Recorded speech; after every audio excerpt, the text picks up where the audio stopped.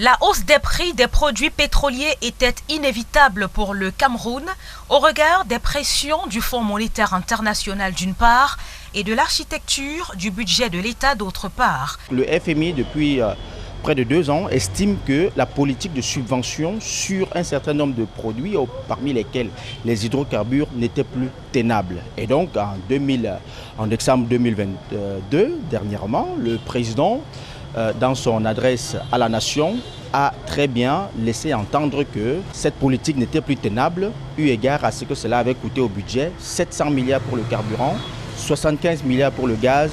Ce n'était plus tenable, il fallait céder aux injonctions du FMI, d'autant plus que cela a été assorti d'une menace de cessation de facilité d'accès au crédit.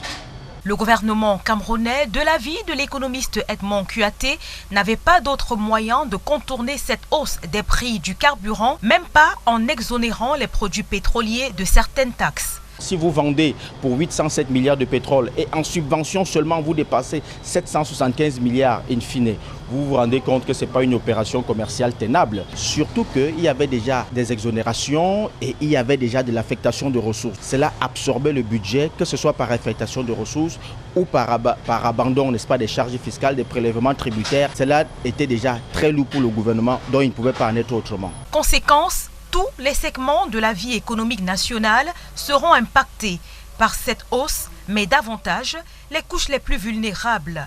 Désormais, le prix du transport va remonter. C'est ce qu'on appelle les effets mécaniques. Il y aura une répercussion directe sur, n'est-ce pas, ces prix-là qui vont subir, n'est-ce pas, un ajustement tarifaire de transport. Ça va se répercuter sur le prix final et donc tout va devenir un peu plus dur. En 2022, les économistes annonçaient déjà une année 2023 plus rude au regard de la nouvelle loi des finances qui augmente la pression fiscale, ajoutez désormais à cela l'inflation énergétique.